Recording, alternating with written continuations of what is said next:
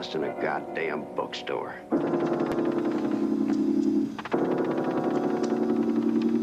This won't take very long.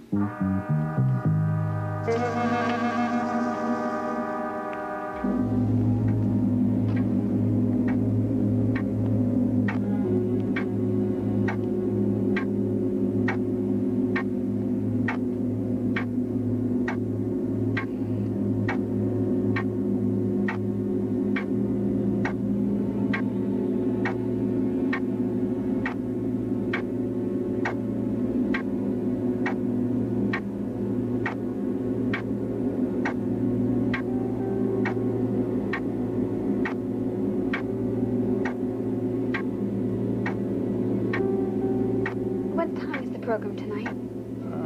8 o'clock, I think. Well, what time are you going to get through here? 6 at the latest. I wonder if you could help me out. I'm looking for a book that's a little unusual. You know, something you wouldn't find in an ordinary library. Uh-huh. You got any suggestions? Just look around for yourself, mister. The jackets tell the story pretty well. Yeah, I see what you mean. Well, maybe you got something that's brand new, that's just come out. What about that stack of books in the window? The Elmer Gertz book? No, the other one there. This one here. Oh, yeah. The 7 minutes. It's a pretty sexy cover, isn't it? Yeah. See you, Ben. 8 o'clock. You read it? The new edition, at least. The first one was banned 35 years ago. How come it was banned? Because it was considered obscene. You think the book's obscene? Why don't you buy the book and find out for yourself? How much is it? $7.30 with the tax. Wrap it up. You the manager around here? Yeah, the day manager. Who do I bring it back to if I don't like it? Fremont. Ben Fremont.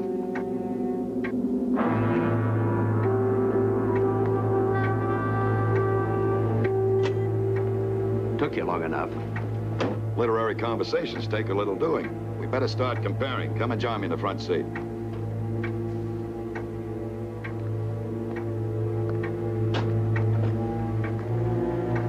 Same jacket, same title. Check. Same publisher, same publishing date and copyright. Check. Oh, let's pay Mr. Fremont another visit.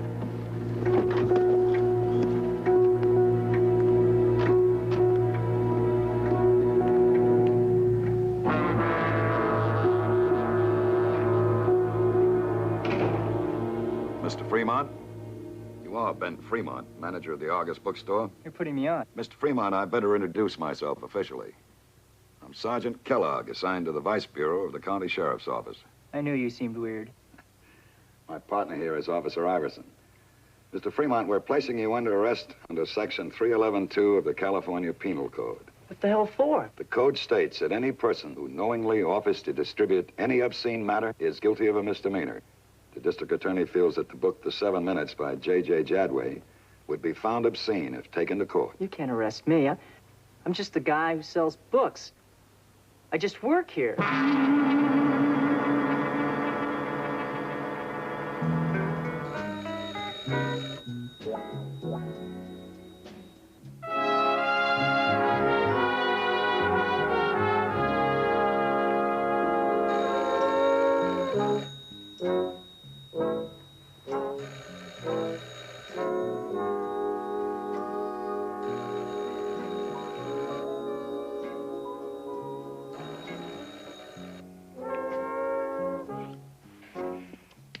Mike, it's Phil.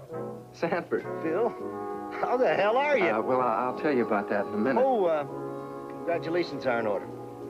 I read where you took over your dad's publishing firm. It's been a year and a half now. You sound uptight. Well, the police raided the Argus bookstore in Oakwood. Yeah, I know the store, but what's that got to do with you? They arrested the clerk, Ben Fremont, on an obscenity charge for selling a new book of ours, The 7 Minutes by J.J. Jadway. Now, Mike, this book is not pornographic. Anyway, Fremont's been in jail several hours now, and I want him bailed out at once. How do you want to plead? Now, if he pleads not guilty, that means a trial. I want to get him out of this fast and quietly. I've got to put a stop to the little nuisance arrests like this right at the outset. Well, now, selling pornography in California is a misdemeanor. See, as I recall, it's a maximum fine of $10,000, a year in jail, plus $5 for every unit of obscene material confiscated. Mike, but the kid was arrested once before on the same charge. See? Excuse me, Phil.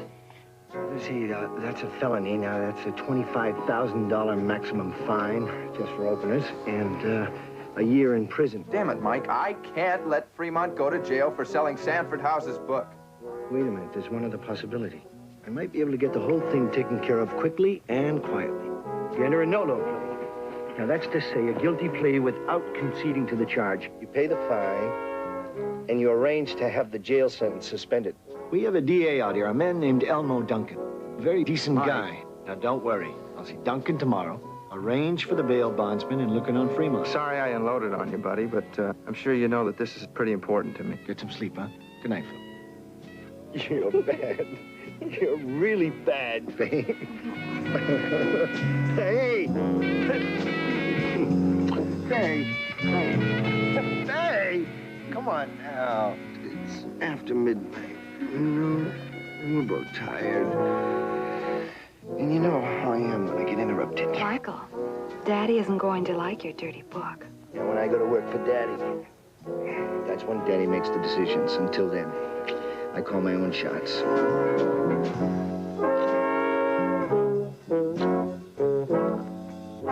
on.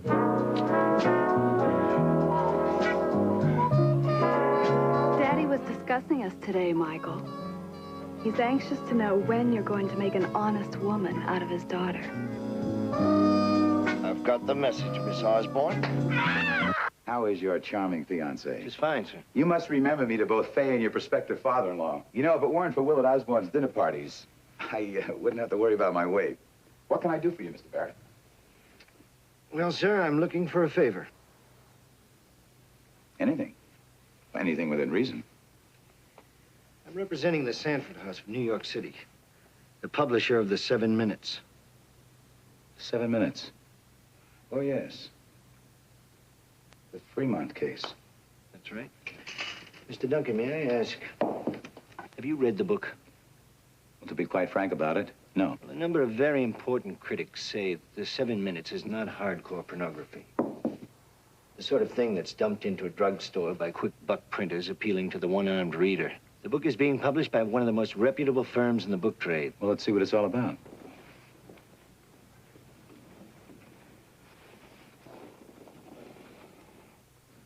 The complaint was filed by a Mrs. Olivia St. Clair, president of the Strength Through Decency League in Oakwood. A couple of my boys read the book. There is no doubt in their mind it is pornographic.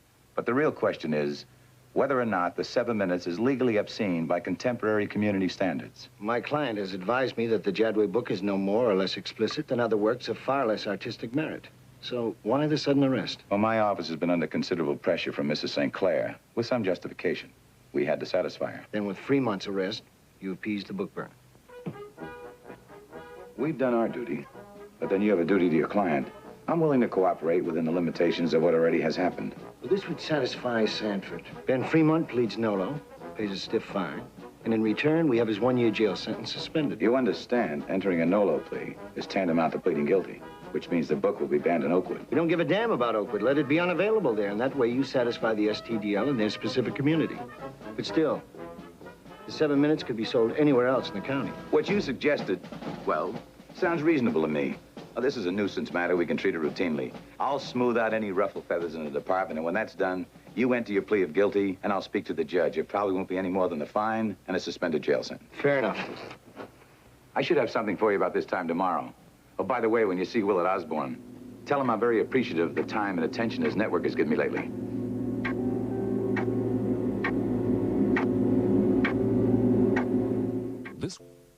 Our next senator from the state of California. Evening, Luther. Baby doll. Hi. Harvey, Elmo, Irwin. If our president had looked that good on television a few years ago, he would have been elected governor instead. Sorry I'm late, Luther. Things got busy downtown. Shut that thing off! I've said it before, and I'll say it again. Before we make our move, Elmo has got to become a statewide hero. If the voters can identify with him, we're home free. 2 weeks ago, we found a meaningful issue, namely that much of this youthful violence is provoked by salaciousness in reading matter and in films. Then we agreed to try to implement the California Criminal Code on censorship by making an arrest. thereby using a book as an issue on which to build a statewide case in which Elmo could fight the Smut merchants. Yes. And by this act and by the trial that might follow it, Elmo would become known as a protector of the young and an enemy of violence-inciting literature. That is a lot of crap. Enough of the pool. It pits the district attorney against some two-bit book salesman and some obscure printed words that nobody will ever read or even hear about. It should be plain to all of us now the Fremont Rouse was a flop. Let's forget it. Let's go on to something else with a little more promise. Baby doll, will you stop that? Now, there's another factor involved here. The publisher of the 7 Minutes is being represented by a Mike Barrett. You might recall that Barrett is engaged to Willard Osborne's daughter, Faye. Now, considering the support I've been getting from Osborne's television network, I think it would be foolish to rock the boat. 29 and Shut that off! seconds. Elmo's right. Forget about this penny ante stuff. Our job tonight is to find that big issue. Hey, baby, now remember, if you just too small, you ain't tall at all. You remember what the Wolfman says now. We got these brand new Wolfman Jack elevator shoes for you, man. They're gonna blow your mind. You're gonna love them to death. Love them to death. You just slip right into them, man. And listen, if you just can't get it on with your old lady now, you pay attention to me. We got sizes 6 to 12 for those who are small or large, whatever the case might be. We got the shoes just to fit you. It's exactly what you need. You know what I'm talking about. Now, if you want the Wolfman Jack elevator shoes, just send $5. Cash, check, or money order. No stifferitos. We want good checks, baby. Now, remember that. And you send that to Tall Shoes. KMSB, Los Angeles. Oh, if you want to ride, we got a big hit here by Don Reed, man. Ride that love train.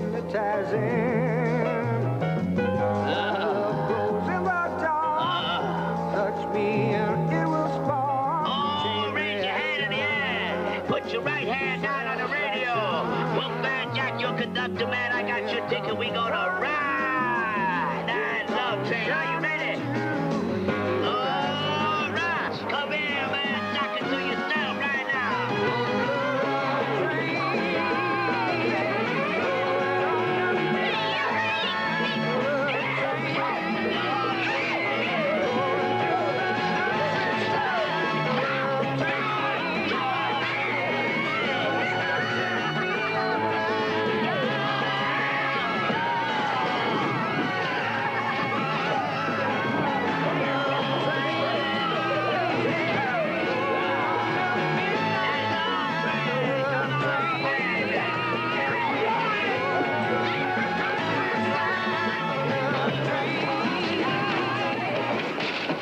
You poor bastard stud. You make one move from there and I'll put my fist right through your face. You got Wolfman Jack here. I'm gonna bring you on the train. We gonna ride that love train. Are you ready? All right, come on, ride, baby, now. You do nice work, George.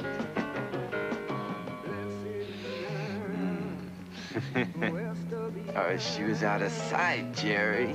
But you're cool. I ain't gonna tell nobody. You know my philosophy. You keep the good thoughts and then you dump the garbage. Kind of like your biological problem with a chick.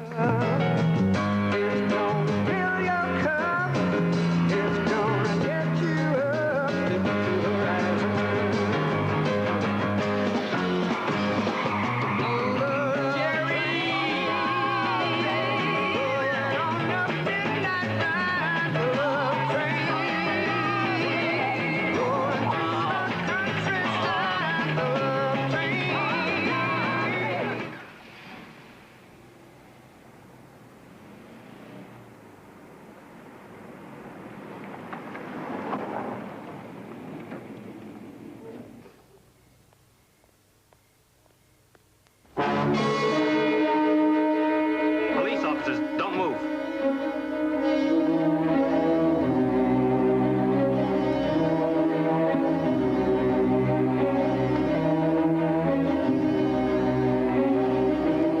Do you have any identification? Yeah.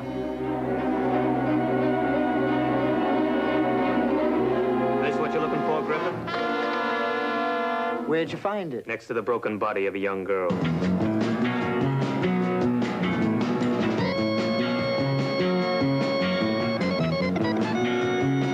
Excuse me, sir. Police Chief Patterson wishes to speak with Mr. Duncan. Let's take it on the speakerphone. Yes. Elmo, Patterson. What is it, Tim? Sorry to bother you, Mr. Duncan. About an hour ago, we logged a brutal 907. Rape victim, a 19-year-old Caucasian, Miss Sherry Moore, admitted county hospital in a coma. There's some big game involved. Who is it? Frank Griffith's son. Frank Griffith. Name means nothing to me. Frank Griffith handles all of Mr. Yerke's advertising. He's also one of the party's biggest contributors. That's the one. The boy denied raping the girl. He also pleads innocent to injuring her. Any evidence to indicate the boy was lying? Now, let me look at the sheet. A wallet, $23 in cash, 3 textbooks in the trunk of his car, a 4th book under the spare tire. And coincidentally, it was the same dirty book involved in that bookseller arrest this morning, the 7 Minutes. Elmo, tell him goodbye.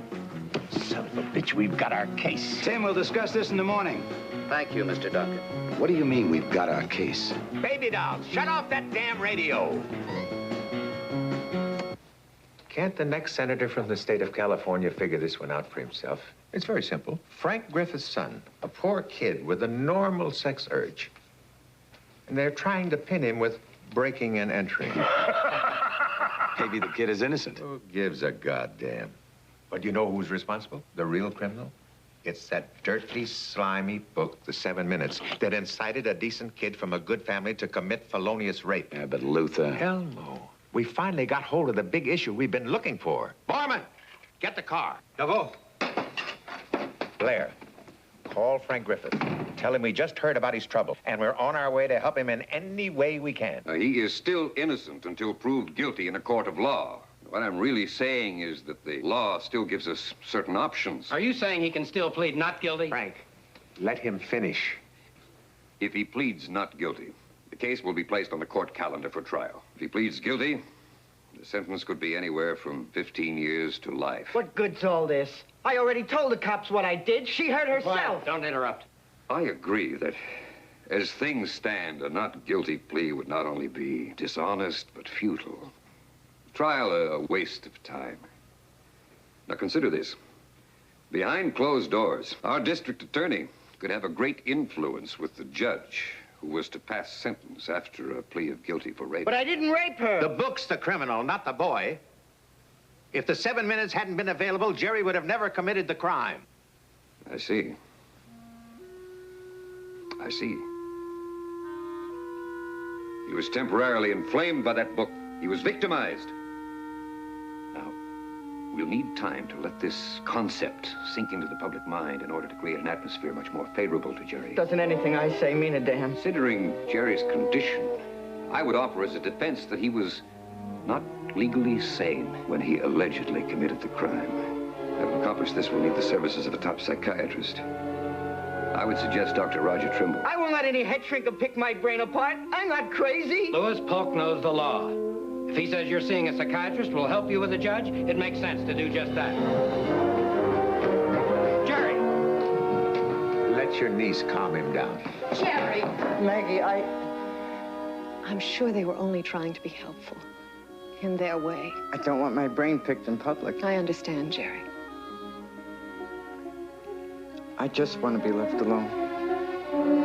Jerry Griffith is living proof that a dirty book can destroy a clean boy. I'm convinced we're not dealing with a mere felony, but a crime that can endanger public safety. Like an epidemic of rape. I was referring to your client's distribution of a menacing work of obscenity, Mr. Barrett. If you plead Ben Fremont not guilty, we will prosecute the defendant to the limit of the law. If you prefer to enter a plea of guilty, the defendant will receive the maximum punishment for his offense, a fine and 12 months in jail.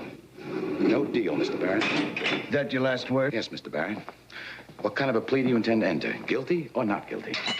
I'll have to consult with my client. There can be no compromise. If you plead guilty, Fremont will go to jail for a year, and the book will be banned in the county as a starter. If the plea is not guilty, you'll have to take your gamble in court.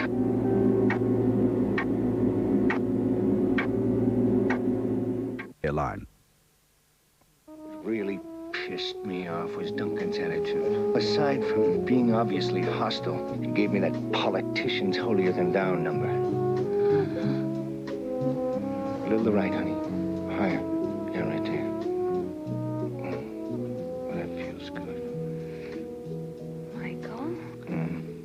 Are you concerned? turning down Dad's position to take on Sanford's case? What's wrong, darling?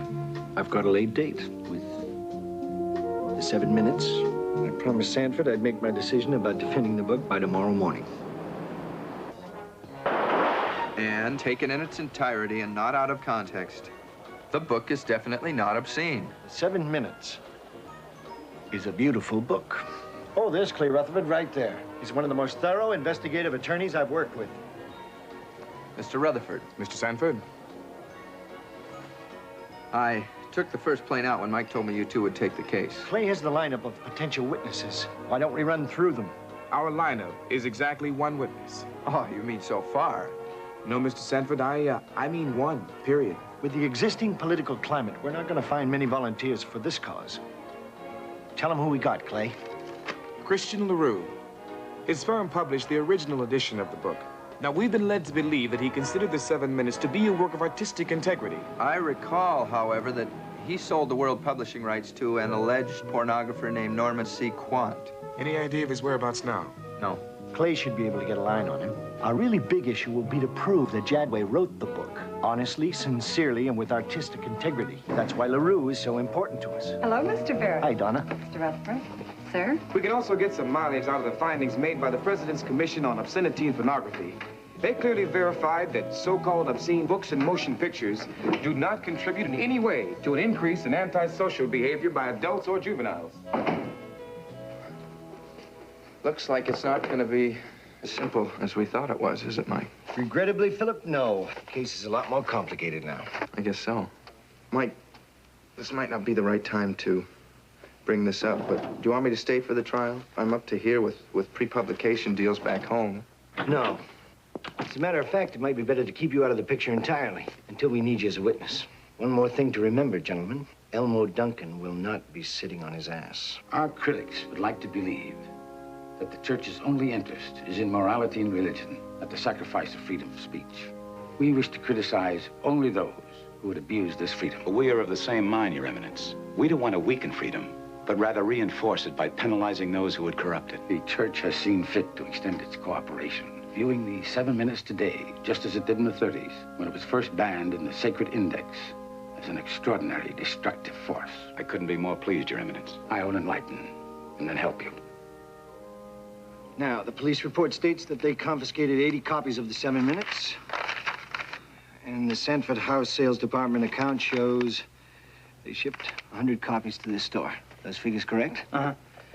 That means you sold 20 copies before you were arrested. Any idea who bought them? 0. I only work here days. Have you seen the picture of Jerry Griffith in the newspaper? His picture and mine, too. I've got a better shot of him right here, and I want you to take a close look at this. You ever been in this store? Not that I can recall. With all this publicity, I get phone calls every day asking if I have the book for sale. Even Rachel Hoyt, the head branch librarian for the Oakwood Library, called this morning, very uptight about this attempt to ban the 7 minutes. Interesting. She won't wait to order the book through channels. She wants to pick one up herself, put it on the open shelves, and have a showdown with the old bags who run the Strength Through Decency League. Would you believe Frank Griffith telling the press that it was J.J. Jadway in the 7 minutes, not his son, who was responsible for Sherry Moore's brutal attack? When was the last time you saw Jerry? That was it. He sent a friend over to return the dictionary. Do you recall his friend? A long-haired boy, the only one I saw with Jerry more than once. I think his name was Perkins. I hear you're a good friend of Jerry Griffith's. Who told you that? Head librarian at the Oakwood branch. Said she saw you with him a couple of times. He's got wheels. He gave me a lift now and then. That's about it. Well, I was told that you were close friends. You were told wrong, man. Did you ever meet any members of Jerry's family? Nope. Did you ever hear Jerry discuss his father? Nope. When was the last time you saw him? Maybe a week before he beat on that chick. And you haven't seen him since? No. And I wouldn't want to either. How come? With all the available chicks around here, who wants to run with a guy that gets it that way? That's a bummer. I hear he reads a lot. What the hell do these look like? Everybody reads a lot here. Yeah, I guess you're right. But I'm only interested in one particular book. Have you ever seen him reading the 7 minutes or discussing it? Oh, you're sounding like a pig. Like a stinking pig. The services of Father Safati, one of the 2 priests directly in charge of the Sacred Index, has been offered as a leading witness for your prosecution. Father Sarfati is prepared to make public All the classified information the church has on the infamous book and its equally infamous author. Do you wish him as a witness for the prosecution? Yes, Your Eminence. I must have him. When do you want him in here? Within 3 days. 4 at the most. I will notify the Vatican. Father Sarfatti will be here. And the Lord will bless our cause. I'm Olivia St. Clair, president of the Oakwood chapter, Strength Through Decency League.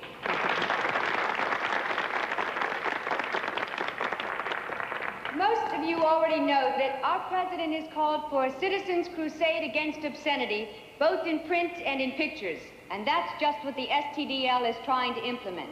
Our work was never more important than it is today. The fact Why the big rush? It's not exactly like you're the guest of honor. Hey, there's someone I know. Maggie, how are you? Good to see you, Faye. Oh, forgive me. Meet my fiancé, Maggie Russell. Michael Barrett. How do you do? I thought I recognized You mean those terrible newspaper pictures do me justice? I happen to have a special interest in your case. Concerted, hard-hitting action. And by that, I mean vigorous, positive enforcement of existing obscenity We'd better grab a laws all seat. over the country. And See you around, Maggie. courageous Americans, like our guest of honor today, to do the enforcing. It is now with the greatest of pleasure that I give you our county's distinguished and eminent district attorney, Mr. Elmo Duncan.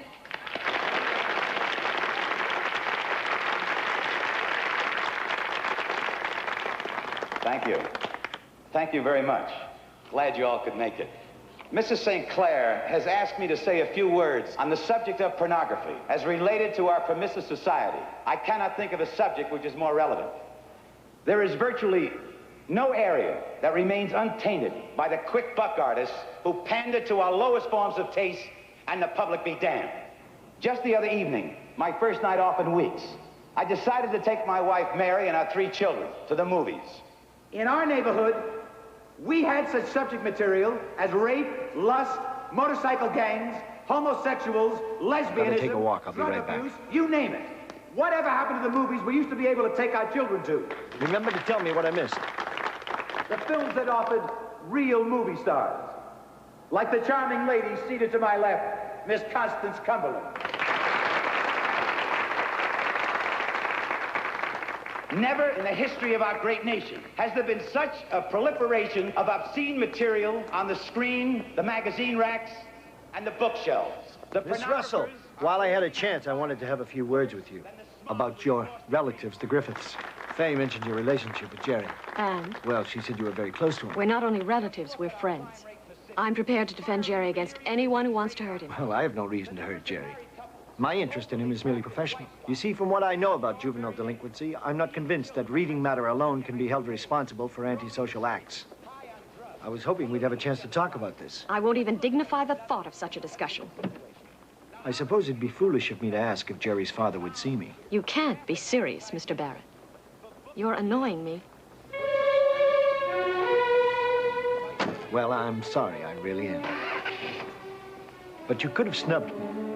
Good manners, Miss Russell? Not good manners, Mr. Barrett. I just wanted to find out if you were really the kind of son of a bitch everyone said you were. Jerry, I feel these sessions can be very beneficial to you. I don't like to talk about myself. Well, I'm afraid your father and Mr. Yerkes have other plans concerning your cooperation this afternoon. You tell him his loser company ain't worth that much money. Well, fly him back from the goddamn safari. When people find out he's killing defenseless animals with a machine gun, it's 86 for him anyway. What an idea for Art Buckwald's column. How'd it go? Well, Jerry is completely ambivalent about Sherry Moore. On the one hand, he hates to discuss the circumstance, but on the other, when he does discuss it, he reveals a certain pride in the act. What else? Jerry also has a wish for self-destruction, possibly real, but more likely fantasy. I feel he should be subjected to as few pressures as possible. Frank, the boy needs help. He's in bad shape. What the hell's wrong now? We'll never get him to testify until we get him back on the track. I think the kid and Trimble should get together every day between now and the trial. Well, that makes a great deal of sense. Fine. Now, let's see what's happening in the other room.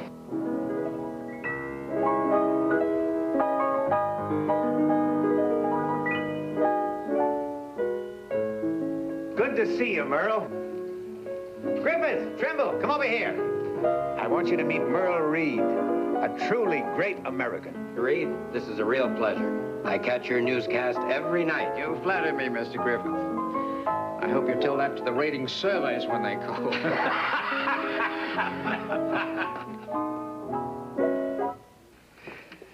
I'm really looking forward to this, Luther. When my viewers see what the smut peddlers have done to that poor young boy, you'll have a groundswell of sentiment big enough to swamp the Queen Mary. Good man. I think they're ready. Well, Jerry, you won't feel a thing. You have nothing to worry about. Anytime you're ready, Mr. Reed. We're rolling. Speed. Jerry Griffith interview. Take one. And action, Mr. Reed. Ladies and gentlemen, I'm sitting in the home of the Frank Griffith family. An average American family, if you will, until the night before last, when a shattering experience catapulted them into the headlines. Young Jerry Griffith, whom you see seated beside me, was taken into police custody and charged with the most heinous crime.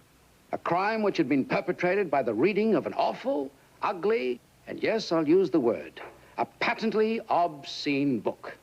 Until now, not one soul from the television media has been granted the opportunity of speaking with young Jerry. But he and his father have graciously allowed me the privilege of being the first and only newsman to hear the family's side of the story. Tell me, Jerry, was the 7 minutes part of your reading assignments at the university? I really don't want to talk about it. I couldn't be more in sympathy with your feelings. But the public does have a right to know how this book led you astray. Tell us now exactly how the 7 minutes prompted you to run out and violate this girl. I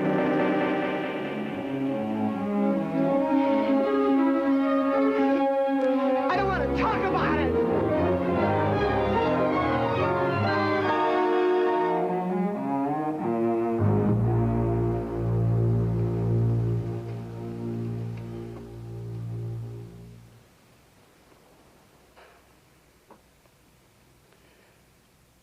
For the first time in my newscasting career, I am speechless. Permit me, however, to leave you with this question. How many other killer books are in the hands of your sons and daughters? Yes, your sons and daughters this very moment. Now you've seen what a dirty book can do to a youngster. No, I've seen sickness, Mr. Yerkes, but it wasn't caused by any book. You better go shopping for a new psychiatrist. You can't afford Now, me. just a minute, you. That footage on his cracking up is going to be great. Simply first class.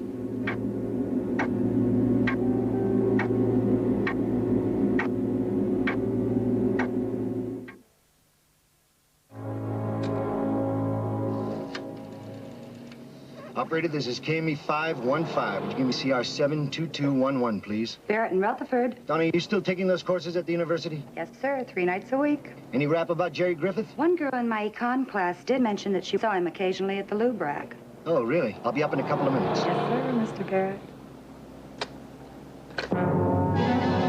Barrett, you the lawyer who's defending that dirty book? Yes, I'm Sherry Moore's father, you son of a bitch, and I'm warning you to keep your goddamn nose out of our private affairs.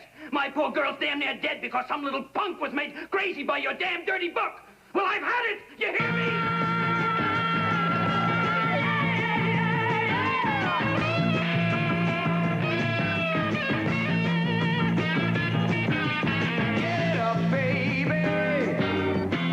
On the drums.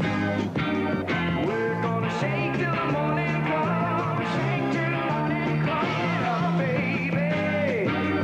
Turn on the juice. Shake a little fat, gonna work it loose.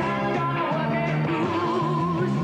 Incense candles and magic sticks. You can handle midnight tricks.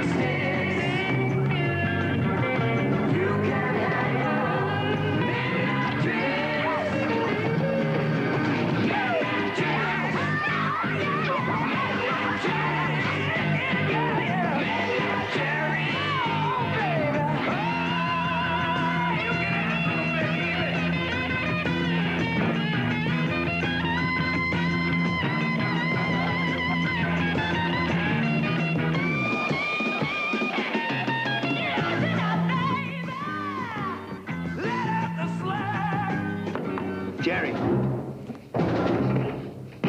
Jerry!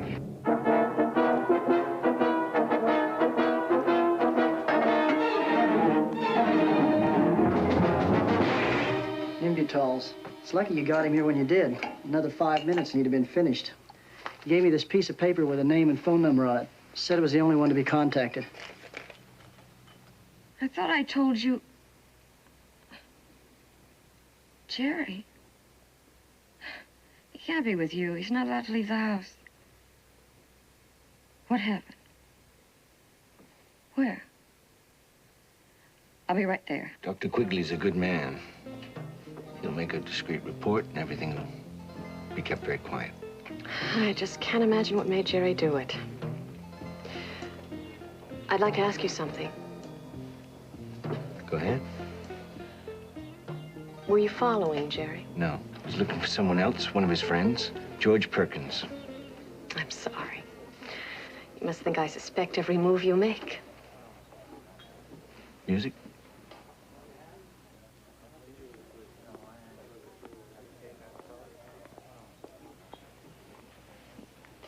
Jerry was bugged by a couple of things that happened at the house today. Now, no one expects you to be unfaithful to the cause. Luther Yerkes was there today. He brought over a psychoanalyst, and Jerry was forced to go into therapy with this guy against his will. Luther Yerkes. At the Griffiths. Until now, I'd only heard rumors that he was backing Duncan for the Senate. Then Mr. Yerkes wheeled out Merle Reed to interview Jerry on coast-to-coast television. You know, I was thinking... Excuse me, go ahead. No, you go ahead. You know, my whole attitude toward you has changed 180 degrees. Before I came to work for the Griffiths, there was a woman working there as a practical nurse to Mrs. Griffith. After she quit or was fired or whatever happened, that's when I was offered the job. Maybe that woman could give you a little help. Do you remember her name? Isabel Vogler. She lived out in Laurel Vale. That's the most I can offer you by way of appreciation for what you did tonight. Thank you. Now, I've got to run. Thank you. I'd like to see you again. No crying, I promise. Strictly social. It's tempting, but I'm afraid not. If I was seen with you in public, but if I can ever help you in any way that doesn't jeopardize my relationship with the family, well, you have my private number. I'll remember that. Oh, by the way, I read the 7 Minutes. It's a beautiful book.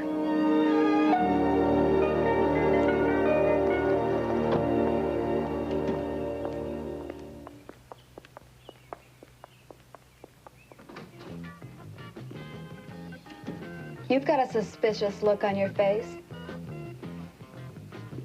How can you drink that in the morning? Is that why you stopped by? To check on my drinking habits? You were supposed to call last night. I got into this thing. Part of the investigation. You know the woman you passed by on the way out of here? Well, that was the former housekeeper for Frank Griffith, Mrs. Isabel Vogler. Now, she's agreed to testify at the trial about the conditions existing in the Griffith home, particularly as to how they affected one Mr. Jerry Griffith.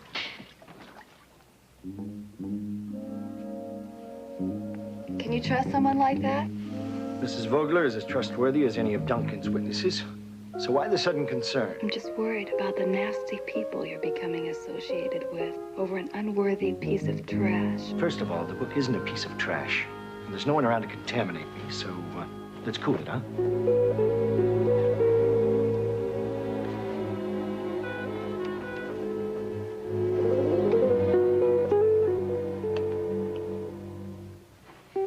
Well, I've got to get to the office now or I'll be late.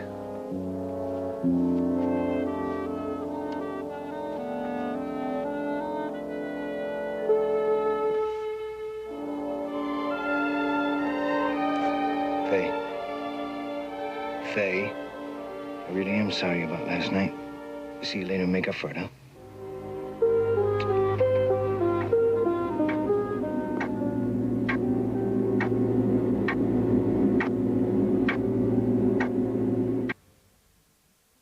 good and bad news, Mike. Give me the bad first. LaRue sold out for a higher price, and he's flying in from Paris to testify for Duncan. The good news is that I've located Norman C. Quant. Hey, that's great. Where is he? He operates something called the Arts and Sciences Cinema Company at 348 Donovan Drive. Imposing title. Quant's probably one of the leading manufacturers of pornographic movies on the West Coast. Nudies, beavers, the whole bit. When can I see him? Right now, man. He's expecting you. I'm on my way. Okie doke. There's nothing dirty about these pictures. Now, back to that creep LaRue. Let's go up to my office and check the files. Back in '47, I flew over to Paris to get a first-hand look at some of the highly touted French stuff. My contact was LaRue, a publisher of dirty books and part-time pimp.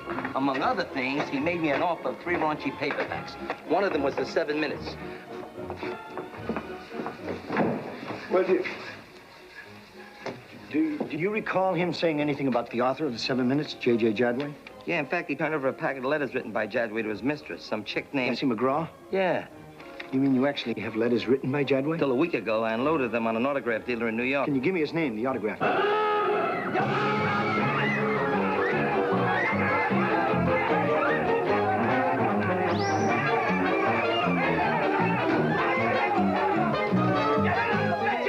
You're gonna be out of your head. I'm on the other side. Hey, stand around with me before I get your ass out of here. I'm gonna lose you. I don't want to see you. I'm gonna lose you. Now get out of here. Autograph deal. Golden Adams, 55th Street, New York. Golden Adams. You got a deal, Mr. Barrett.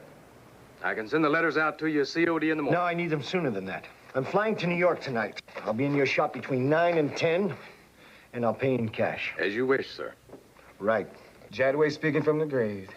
Those letters can wipe out LaRue's contention that Jadway was a money-hungry pornographer. And we've got Isabel Vogler to put down Jerry Griffith's testimony that the book alone turned him on. We are finally getting it together. Yeah, Donna. There's an urgent call from Miss Osborne on 3. Thank you. Hello, pretty lady. Michael, I know you canceled out on me tonight because you're loaded with work, but I have to see you. It's terribly important. I'm flying out of here tonight at 8 o'clock. I tell you what. You can pick me up and drive me to the airport, and we'll talk on the way. I'll pick you up at 7:15. Mr. Griffith places a large amount of advertising on Dad's television stations. So naturally, you can understand how Daddy felt when he heard you were going to call a witness who would malign Frank Griffith. How did Dad feel? Concerned enough to pay a visit to Mr. Griffith to prepare him for any libel Mrs. Vogler might be offering. Beautiful. After his talk with Griffith, Dad was convinced Mrs. Vogler is a psychopathic liar. Okay, so now you've told me the urgent news.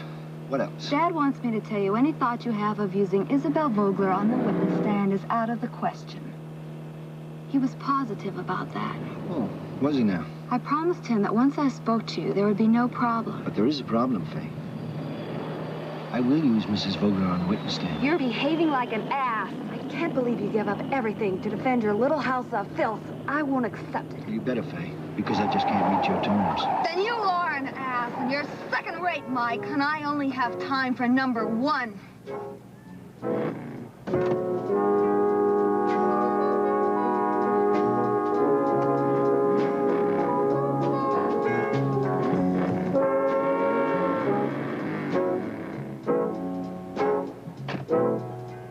Dear old Dad, he'll just have to find himself a more willing patsy. Go to hell!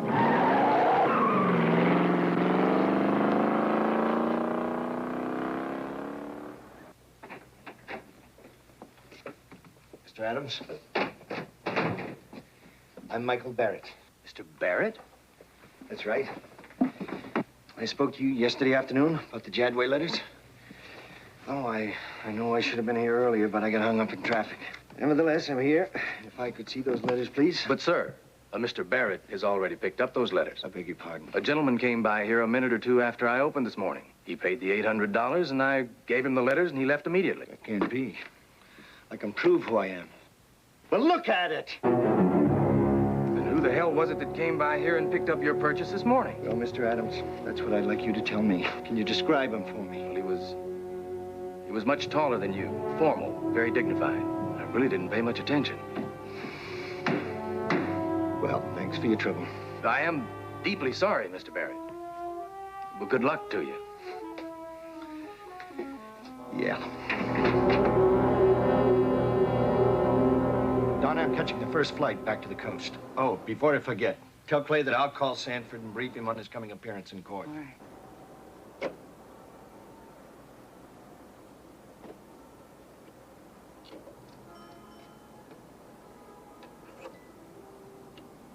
Yeah, operator. I'd like to make a long-distance call to Miss Maggie Russell. Hello. Hello, Maggie. Michael Barrett here. Now, I know your rules, but I really have to see you. It's important. Is this strictly business or business and pleasure? Well, it's partly business, but seeing you would be a pleasure. Won't Faye Osborne mind? Well, we're not seeing each other anymore. Oh. Where are you now? Manhattan? Manhattan. Yep. Now it's 3:30 New York time, and I can meet you in my office 8 o'clock your time.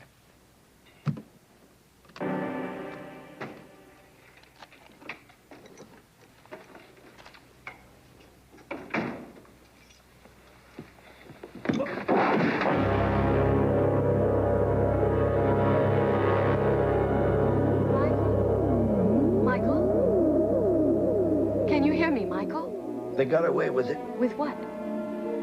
They planted a monitor in my phone. Then they decided to remove the evidence, and yours truly stumbled in on them. It's not the first time. There have been half a dozen other incidents just as incredible. Mrs. Isabel Vogler suddenly refusing to testify, the loss of some original Jadway letters, and the real stunner was the loss of LaRue, the Frenchman who first published the 7 Minutes. Now he's saying Jadway's nothing more than a squalid pornographer. And the man with the big checkbooks got the advantage. Very good. Shall we? I have an early day tomorrow. And if you're going to be in shape for court, you should have been in bed an hour ago. Why, hello, Miss Russell. Hello, Mr. Blake. I'll tell you one thing. Those broads are not acting. Focus. Focus! God damn it, we're missing the best part. That's better. Where do we get this stuff, Elmo? Norman C. Quant, S.O.B. One of these days, I'm going to throw him in the slammer and toss away the key. Now, hold it, Elmo. He may not be an L.B. mayor, but you've got to admit he makes great pictures. Besides, we've got to protect the public. Yerke's here. Mr. Yerkes, I'm over here at the Daisy. Just 5 minutes ago, I ran into Maggie Russell, Frank Griffith's niece. And who do you think she was with? Michael Barrett, counselor for the defense. Thanks, Blair. Son of a... Bitch! God damn her! Wait until I put that girl on the carpet. Hold it, Frank, hold it. If you kick her ass out, she could very easily be used as a witness against us. You agree, Elmo? It's a possibility, Luther. That's why we're not going to interfere with Maggie and Barrett. It may turn out to be an advantage. Advantage? How? Tell her you heard that she was out with Barrett, but you're going to be just as sweet as honey. Buy her story, whatever she says. You're the great white father, trying to protect his son. I approve, Griffith. I agree with Luther 100%. How can she resist? It's an inspired approach. For you, for your son, and for our common cause. The state of California has charged an unknown bookseller named Ben Fremont with selling filth in the form of an underground novel, The 7 Minutes, which was written by an expatriate author, J.J. Jadway, over 3 decades ago. Now, this trial has generated enormous interest, and in light of impending Supreme Court hearings on the question of obscenity in films and reading matter, this case could assume a stature of national importance. Please rise. Face the flag of our country, recognizing the principles for which it stands, liberty and justice for all. Department 101 of the Superior Court of the State of California is now in session. The Honorable Nathaniel Upshaw, judge presiding. Please be seated and no smoking. The case of the people of the state of California versus Ben Fremont. Is the defense ready to proceed? Yes, Your Honor. Are the people ready to proceed? Yes, Your Honor. You may call your first witness, Mr. Duncan. I call Sergeant Frank Kellogg of the County Sheriff's Department to the stand.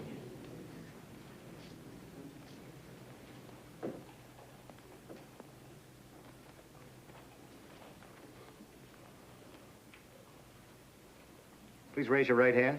You solemnly swear to tell the truth and nothing but the truth, so help you God? I do. State your name for the record. Sergeant Frank Kellogg, County Sheriff's Office, Administrative Vice. Please be seated. Sergeant Kellogg, is the man who sold you a copy of the 7 Minutes in this courtroom? Yes, sir, he is. You point him out to the court, please? That's him. Let the record show, Your Honor. The witness, Sergeant Kellogg, indicated the defendant, Ben Fremont, seated to the left of defense counsel. Did Mr. Fremont make any comment about the book? Any reference to its erotic explicitness? Well, the defendant, Mr. Fremont, told me it was the most banned book in history. He said, and I quote, "It was banned in every country in the world because it was considered obscene." Those were Mr. Fremont's own words. Your witness, Mr. Barrett. Sergeant Kellogg, on your visit to the Argus bookstore, did you impersonate an ordinary customer? No, sir, that's not quite true. But since you intended to buy the book for the purposes of assembling evidence against the defendant, didn't you feel dishonest about representing yourself as a customer? Objection. The witness's feelings are immaterial. Objection sustained. Forgive me, Your Honor. Sergeant Kellogg, why was it necessary to use a concealed tape recorder? Well, that's standard operating procedure. If we were going to bust a hooker...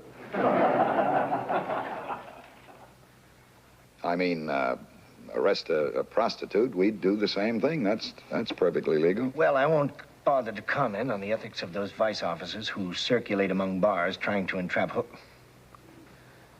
prostitutes.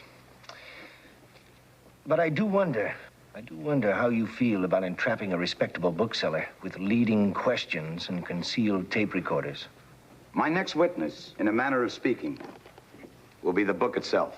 I now submit that the 7 minutes be read aloud to the members of the jury, so that for the first time they may become acquainted with its contents in its entirety. Seated in the witness box is a neutral, impartial citizen, a Mr. Charles Winter, a substitute high school teacher locally who in his spare time tapes recordings for the blind and is accustomed to reading aloud without over-dramatizing or unduly emphasizing specific passages. Objection, Your Honor. With all due deference to the blind, the prosecution's remarks are deliberately intended to appeal to the sympathy of the jury. Objection overruled. The district attorney's description of Mr. Winter leaves no doubt of his ability to remain impartial. Thank you, Your Honor. Your Honor, while I already have this person available, I would willingly agree to let any one of Mr. Barrett's choosing read the book aloud to the jury. Your Honor, what I care about is the book being read aloud. A novel is not meant to be presented in such a fashion. That is my only objection. Your objection, Mr. Barrett, is overruled. Mr. Winter may begin reading the book in manner so prescribed by the court. Thank you, Your Honor. Mr. Winter.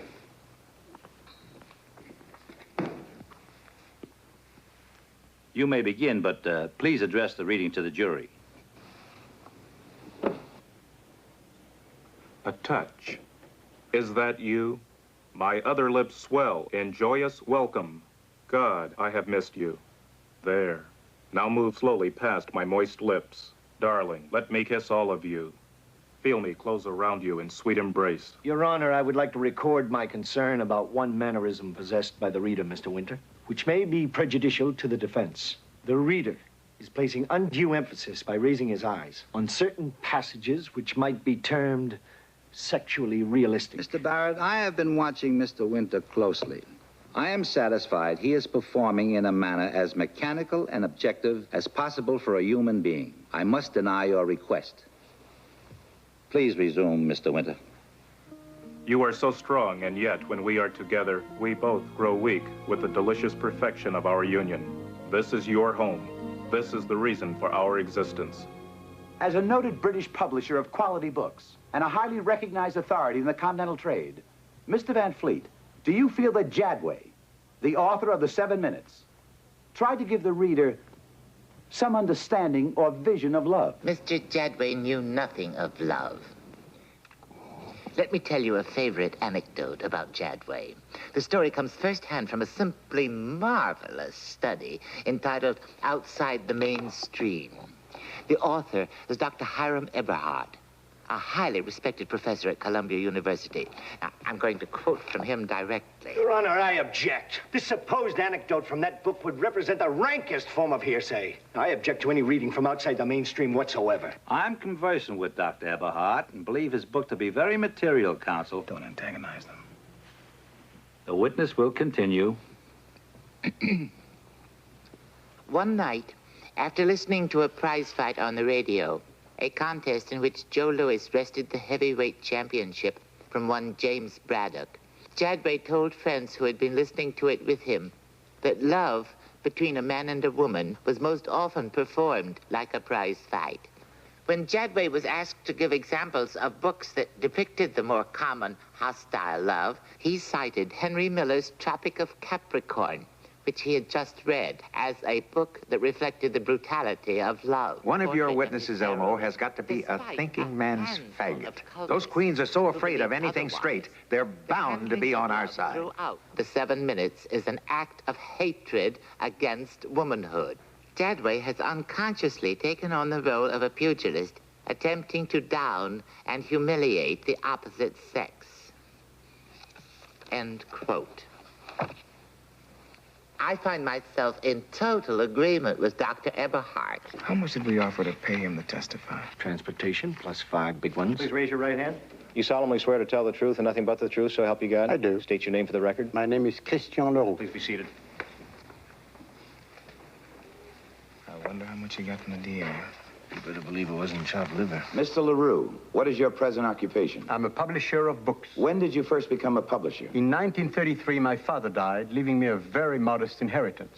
So I established my own publishing house, the Etoile Presse. Is this the same publisher that brought out a work of fiction in 1935 entitled The 7 Minutes by J.J. Jadway? The same. Mr. LaRue, I have seen your original version of this book, which was printed in English. Since it was published in Paris, why was it not in the French language? The French government wouldn't permit its publication in French. Why not? The Censorship Bureau declared it was obscene. Obscene.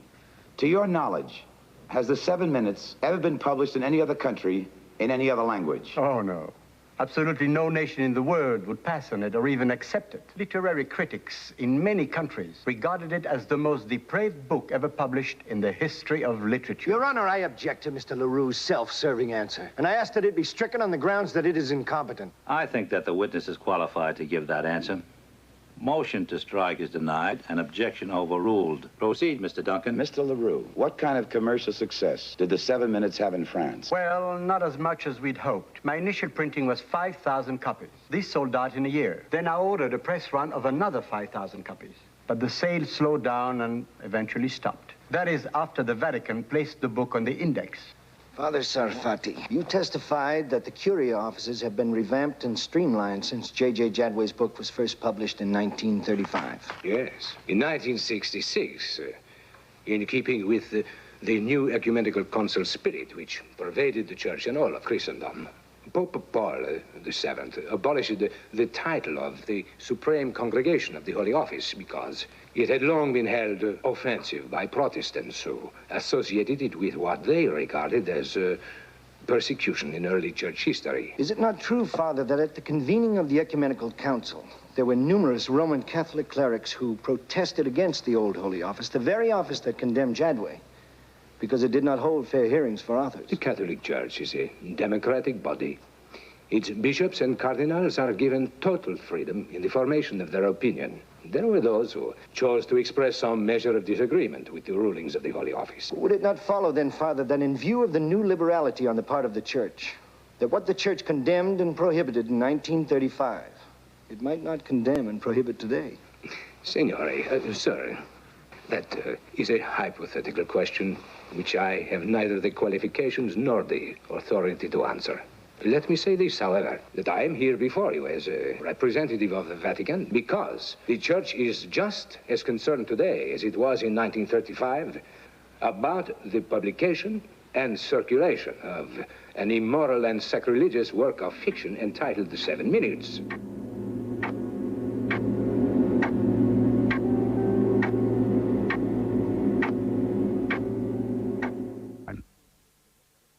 I want you to hit them with as many numbers as possible. Make it sound like this dame is second cousin to every one of those clowns in that jury box. Our average woman resides in an urban area, a city of less than 100,000 population, which qualifies Oakwood to supply this woman. She has a 5-room home worth $11,000. Half the house is mortgaged. The house has a bathtub or shower, flush toilet, electricity, 1 telephone, 1 TV set, and a washing machine.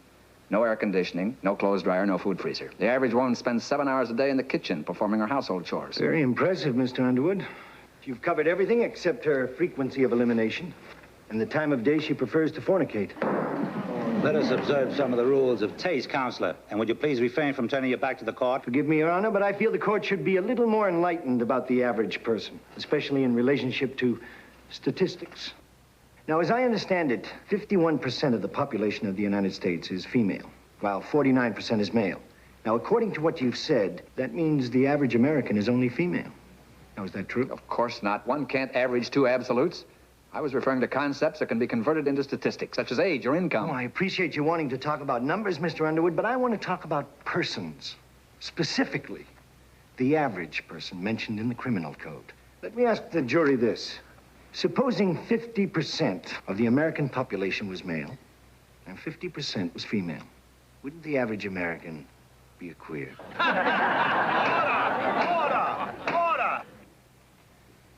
Now that we've established your qualifications as an average housewife to the court's satisfaction, Mrs. White, can you tell us whether you read a novel called The 7 Minutes, written by J.J. Jadway? I have. I forced myself to read it from cover to cover. As an average person in your community, applying contemporary standards, what was your reaction to this book? I found it sickeningly obscene. Did you feel it went beyond the customary limits of candor in its description of nudity or sex? The 7 Minutes belongs in the garbage disposal. If I had one, that's where the book would go. Did you find anything in the novel that could be considered as having social redeeming importance? It was sex and more sex, and nothing else. I never laid eyes on reading matter more obscene. Thank you, Mrs. White. Your witness, counselor. Mrs. White, since you are the first average woman I've ever met, I'm eager to know a little more about your taste. I'm anxious to know if your reading habits are also average. They are. Oh. How do you know they are? I read a lot. All the popular things that come into the library. And in paperback. Have you ever read Peyton Place by Grace Metalius? Of course not. Have you read God's Little Acre by Erskine Caldwell? No, I haven't. Have you read Lady Chatterley's Lover by D.H. Lawrence? I have not. Have you read In His Steps by Charles Sheldon? No. I never even heard of it. That's very interesting, Mrs. White. Then by Mr. Underwood's standards, your reading habits are far from average. You see, the 4 novels I've just mentioned have sold over 30 million copies in this country alone. To which I object, Your Honor. The counsel is badgering the witness in front of the jury and is asking questions in argumentative form. I know 20 books that outsold the novels Barrett mentioned. Those are 4 of the 5 all-time leading bestsellers in American history. Gentlemen, let's proceed in an orderly fashion. I expect both of you to abide by the rules of evidence. Now let's get on with the trial. Mrs. White, would the average American read the 7 Minutes? Absolutely not. But you're supposedly average. And you read it, didn't you? I was requested to read it for this trial. Oh, otherwise, you would not have read it. Most certainly not. I don't waste my time with obscene reading. But, Mrs. White, how would you know it was obscene if you didn't read it? I don't have to drink poison to know that it's poison. Do you believe that writers should say what they mean when writing about sex? Yes. But they can do that without using indecent words, like the words in that book. Can you be specific about the words in the 7 Minutes that offended you? Well, I'm certainly not going to use them.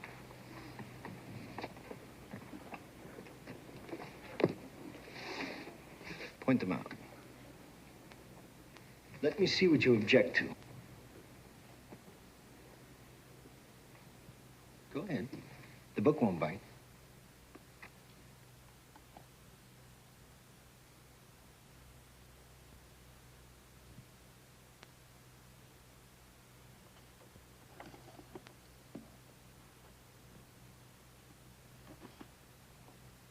Very fine, Mrs. White. Would you have been happier if the writer had used such euphemisms as they slept together, they were intimate, or they made love? I would have understood just as well what the author was trying to say. But you could have been wrong. If Kathleen and her man had slept together, were intimate, or they made love, they might have been doing many other things other than the only exact word for this particular act. It cannot be mistaken. Mrs. White, I'm not advocating that coarse or vulgar words should be used by everyone everywhere. I am saying that writers from Chaucer to Jadway should be allowed and permitted the freedom to use specific, precise words when writing realistically. Now, wouldn't you agree, Mrs. White? I am not interested in the past, Mr. Barrett. I'm interested in protecting our morality in the present, especially the morality of our young people, so that our civilization doesn't decay and decline the way others have done. Thank you.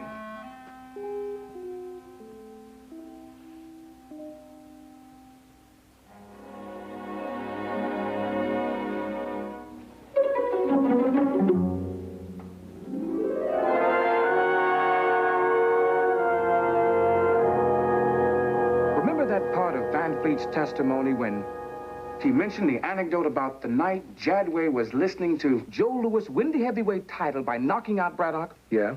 When did Jadway die? February 1937. Correct. Jadway killed himself and was promptly cremated in February 1937. But here we have Dr. Eberhard telling us how Jadway read and discussed Tropic of Capricorn. Capricorn wasn't published until 1939. Well, maybe Dr. Eberhard confused his source of information. We confused Tropic of Capricorn with Tropic of Cancer, which I'm damn well sure was published while Jadway was still very much alive. No, listen to this. Page 624. Joe Louis knocked out Jim Braddock in the 8th round in Chicago in June 1937. Get it? June 1937. That means that Jadway was listening to the fight 4 months after he was supposed to be dead. How does that grab you? A lot better. The distinguished Dr. Eberhard may have been wrong a second time, but twice in one paragraph from a renowned scholar. Highly unlikely. This gives us a new and revived Jadway, who did not die in February 1937, as LaRue and the priest testified. It gives us Jadway very much alive 4 months later. For that matter, is he even dead? Clay, we're back in business. You handle the cross-examination tomorrow? If I answer, I can catch the late flight to New York. Eberhard could save our necks. The mistake could have been made only by my source. Dr. Eberhard, but I was unaware that there was any source involved, other than yourself. You see, I assumed that you were present when Jadway made way. No, I was not. My confidential source was one of Jadway's closest friends in Paris in the 1930s. Well, who was he? Well, considering how I was misled, I see no reason not to reveal his name. I acquired the information from a poet named Shauna Flanagan. My name's Michael Barrett. May I sit down? Depends. Could I buy you a drink? Grab a chair. Dennis, a flagon of your best brandy with a water back. What can I do for you, young man? Well, sir, I'm the lawyer defending the reputation of your old friend, J.J. Jadway. Oh, yes, the 7 minutes.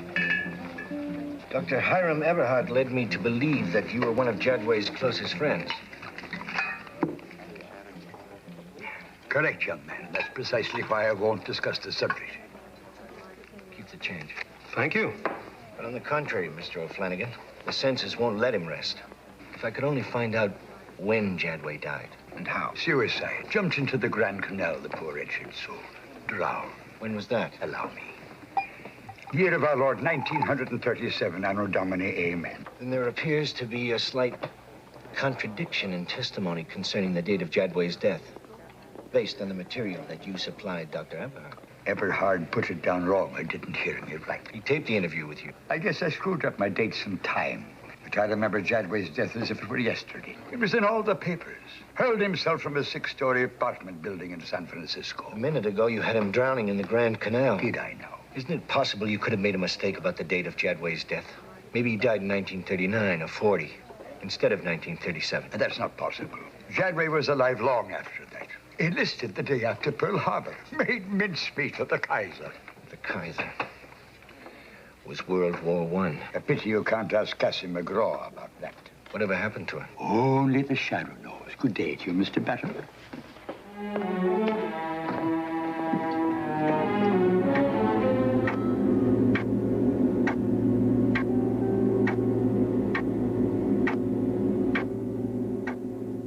This. Michael, over here. Maggie. Somebody once told me that happiness is being met at the airport. I had to see you. You look great. I thought you'd be interested in what happened in court. I spent the day in the gallery. You must be psychic. Things are so tight trying to make the plane, I didn't have a chance to call the office. Duncan brought out 2 more literary experts, a professor from Colorado and a syndicated book reviewer. They both said the book was obscene and they put it down for its prurient appeal. He also dragged in the 2 cops who found Sherry Moore and the physician who examined her after the rape.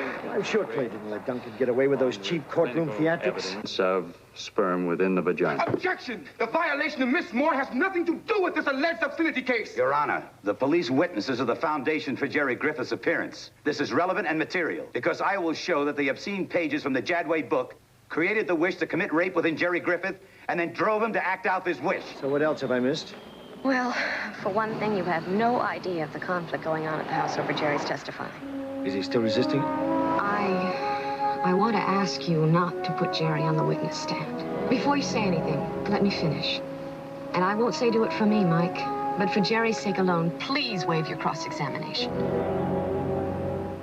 I'm sorry, Maggie, but I can't betray the people who've retained me. The DA's had it all his own way so far. And now he plans to prove the dangerous influence of Jadway's writing by hitting us with Jerry Griffith. No. This is our first opportunity to stop him. But Jerry is paralyzed with fear over the cross-examination. He might even try to take his own life again. But if we don't defend ourselves here, then we go under. In the sense of strike another important blow against free speech. If I had LaRue, Mrs. Vogler, even that little, if I had a star witness like Cassie McGraw. And you can have her, Mike. You promise not to cross-examine Jerry, and I promise to get you Cassie McGraw herself. Please raise your right hand. You solemnly swear to tell the truth and nothing but the truth, so help you God? I do. State your name for the record. Jerry. Jerome Griffith. Please be seated.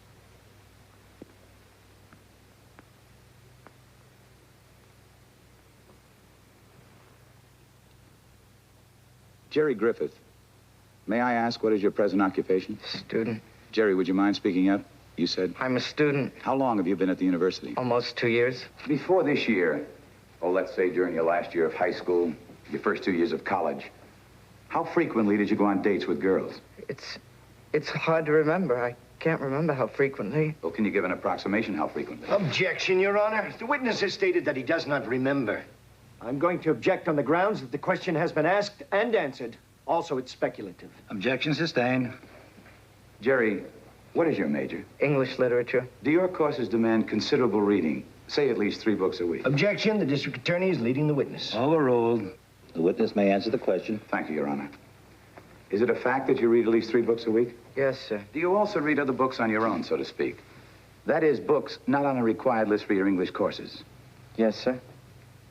Have you ever read a book called The 7 Minutes by J.J. Jadway? Yes, sir, I have. From cover to cover? Every word of it? Yes, sir. What was your reaction to the book? Objection! The witness's reaction to the book is highly immaterial. No evidence has been produced by the prosecution showing this witness to be a literary expert. Mr. Griffith's reaction is highly irrelevant, speculative, and having nothing whatsoever to do with the merits of this trial. Mr. Barrett, I must warn you against making speeches for the jury's benefit. I find the prosecutor's line of questioning to be highly probative and material to the issue of whether or not the 7 minutes is obscene. The jury is admonished to disregard defense counsel's argument before the court. You may proceed, Mr. Duncan, hopefully without any interruptions from Mr. Barrett. Thank you, Your Honor. Jerry, what was your reaction to the reading of the 7 minutes? I was upset. What do you mean, upset? I was mixed up inside. All mixed up. I couldn't sleep. Did you go to school the next day? Yes, but I cut some of my late afternoon classes. Why? I had my mind on that book. I kept it in my car. And I drove around for a while. And then I found a lonely road up in the hills. And I reread parts of the book. Can you recall what sections you reread? I don't remember exactly. Some of the first chapter. The first of the 7 minutes in the story. I read that several times. What was in those pages? I don't remember exactly. If I may refresh your memory of that part, Jerry.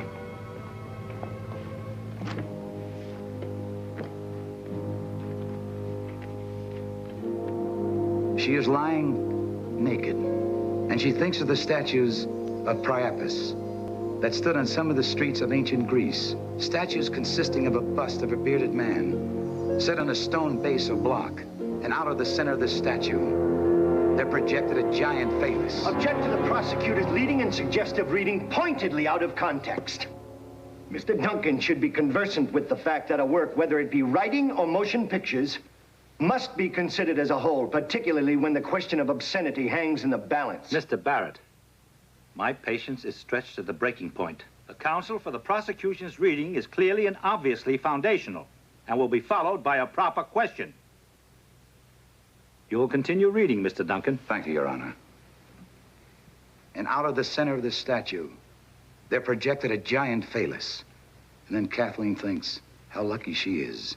And she stared at the unnamed hero of the book. And the first of her 7 minutes begins.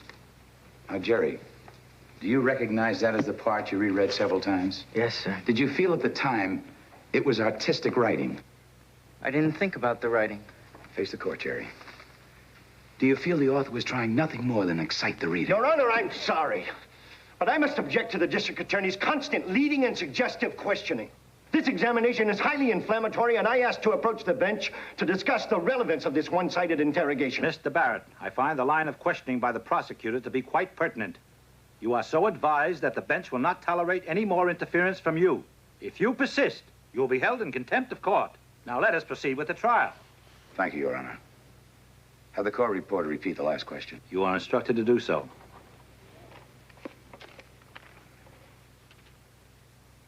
Question by Mr. Duncan. Did you feel that the author was trying to do anything more than excite the reader? No. Did this passage and other passages excite you? Yes, sir. In what way did this excitement manifest itself? Physically. I wanted to have a girl. Do you mean you wanted to have sexual intercourse with a girl? Yes, sir. With some particular girl or just any girl? Any girl. What did you do next? It was nighttime. I drove to the club, and I drank a couple of beers. There was this one chick. She looked just like what I imagined Kathleen. Kathleen, the heroine of the 7 minutes. Right. Anyhow, I offered her a ride. By her, do you mean Sherry Moore? Right. So I drove her to her apartment. We walked upstairs, and when she opened the door, I pushed her inside. You did this how? I had a knife. I see. Did she undress? She was scared, so she undressed. What happened next? I don't remember. I went kind of crazy, like it wasn't my own mind anymore. Like it was Jadway's mind. Please continue, Jerry. I forced myself on her. Did she resist? Yes. But you violated her anyway. I didn't know what I was doing. Did you think of the 7 minutes at all? When she was naked, yes. And I don't remember after that. Except that I did it. I couldn't help doing it. And during the course of the sex act, Miss Moore was injured. It was after, when I was trying to dress. She tried to hit me or get my knife. I don't remember which. And I think somehow she slipped and fell. It was an accident. Did you know Miss Moore was unconscious? I don't remember if I knew it or not. I only knew she had a roommate who might be coming back soon, so I just left. I felt miserable. I wanted to kill myself. Because this wasn't me what I had done. It wasn't my fault. I didn't know what I was doing. Have you ever in your life behaved this way before? No, sir. Do you definitely feel the obscene pages in that book inflamed you until you were impelled to commit a criminal act? Yes, sir. I can't explain any other reason for it. Jerry, I want you to listen to me and listen to me carefully. From your own experience, do you believe there's a cause and effect? Now understand me. Cause and effect relationship between pornographic books and violent acts of crime. I only know what happened. It happened to me. No further questions, Your Honor.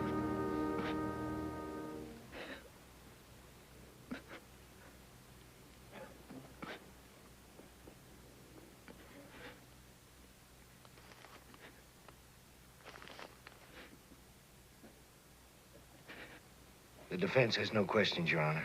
Mr. Barrett, do you mean you wish to reserve your cross-examination for later? I mean, as far as the defense is concerned, the witness may be permanently excused. We will take a 2-hour recess for lunch.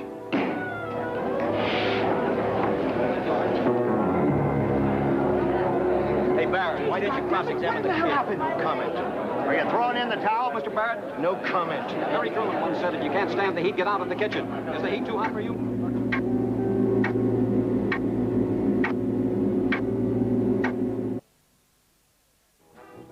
Please still haven't answered me. What the hell happened back there? I traded off the cross-examination of Jerry Griffith for the examination of the legendary Cassie McGraw. You mean she's alive? She's very much alive, and what's more, we have an opportunity to use her. Who'd you make the deal with? Maggie Russell. Cassie read about the trial in the paper, wrote to Frank Griffith in defense of Jadway. Maggie intercepted a postcard and kept it hidden from Griffith for 2 weeks. I'm going to see it later today. Oh, you gotta be kidding.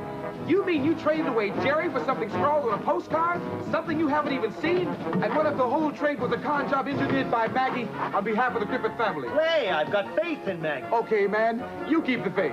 But look at the other side of it, man. A living Cassie McGraw as a defense witness would be a sensation. When is Maggie supposed to turn over this postcard? Sometime later today, so you'd better call the signals from the start. And to the best of your recollection, you have not omitted any pertinent facts surrounding your arrest at the Argus bookstore by Sergeant Kellogg of the County Sheriff's Office. No, sir. Your witness. Were you previously arrested under the terms of the California Penal Code, Section 311-2, the section which states that every person who knowingly distributes obscene material is guilty of a misdemeanor? Yes. Did you plead not guilty? No. Did you plead guilty of selling obscene material? Yes, but only on the advice of my attorney. He said if I pleaded guilty, I would get a lighter sentence. But you admitted guilt? Yes, I did. Did you pay a fine? Yes. Did you go to jail? No. Sentence was suspended. Are you aware that a second offense is not a misdemeanor, but a felony? Yes. Are you cognizant of the fact that you can go to jail for a year and be fined up to $25,000? Yes, I am. Are you aware the publisher, the Sanford House, pandered the 7 minutes with this garish poster prominently displayed in front of the Argus bookstore? But there were other quotes on similar advertising that described it as a distinguished work of art. No further questions, Your Honor. When Sanford House contracted for the 7 minutes, were you worried about it violating existing obscenity laws? Not really, because I considered the book to be beautiful and touching. It's too well done to appeal to someone's prurient interest alone. Do you consider the book to be beyond the customary limits of candor by contemporary community standards? Certainly not. In fact, it's relatively mild by today's standards. When you consider that motion pictures and stage plays offer nudity, copulation, oral genital love, masturbation, homosexuality, lesbianism, community standards have radically changed. Your witness, Mr. Duncan. Mr. Sanford, I have before me news clippings from the New York Times and the Wall Street Journal, which note the shaky financial position of Sanford House in the last 2 years. Are these news accounts substantially true?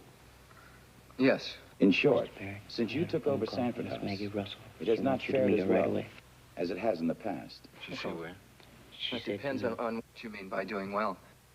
It is true that the firm's book sales have gone down. Perhaps you were desperate enough to ignore your father's previous good taste and tried to save your position in the firm by publishing an obscene book.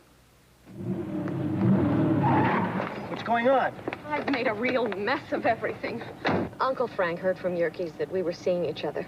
Apparently he's known of our relationship for some time, but my rising to your defense over Jerry's well-being flipped him out. He told me to pack up and leave. He took my key and waited until I was outside on the front drive before slamming the door. So I lugged my things over here from across the street. And the postcard from Cassie McGraw, still in his desk. I'm sorry. Now, you had to give up your key, right? The key to the front door, yes. But not the one to the rear service porch. Then we're just gonna have to sweat him out. Because I gotta get my hands on that postcard. Mike, my bags!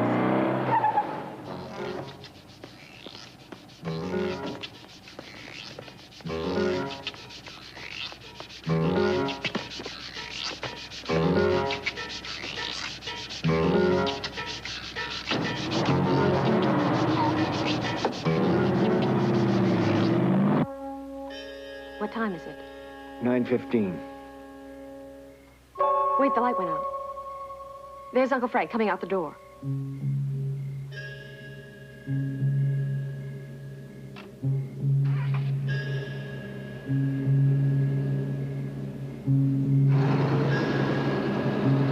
Well, here we go.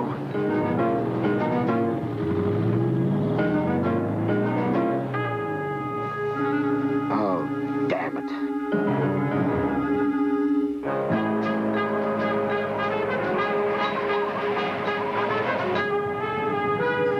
west. I'll park in the street.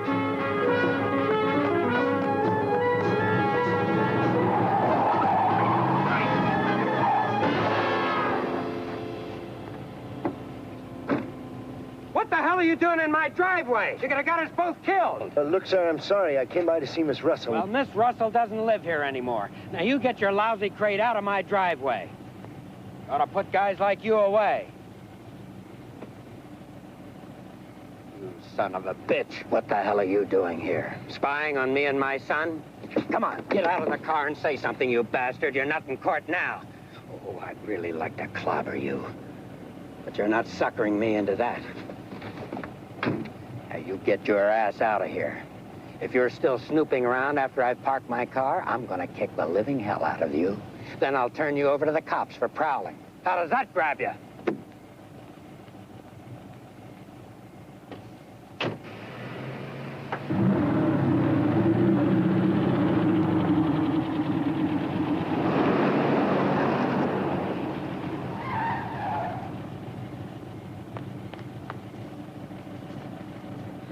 Oh, that was a close call. Let's get the hell out of here before I get my ass kicked.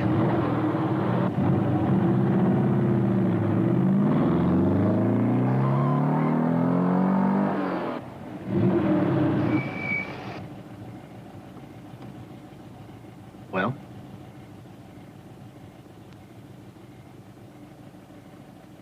It's beautiful.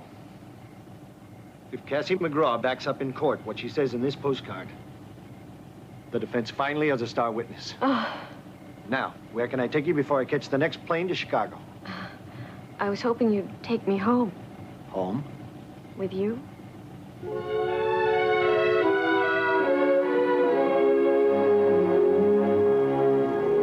If Jadway were alive today, he'd be, in his late 50s or early 60s. This woman is at least 15 or 20 years older. Like all the old people in this sanitarium, I never think of Katie in terms of years. That reminds me of something. As long as I've been here, and that's going on 5 years, Katie's been getting flowers. Once a year. Always on her birthday. Who sends Cassie the flowers? I don't know. They're wired from Ryan's Flowers in Oakwood, California.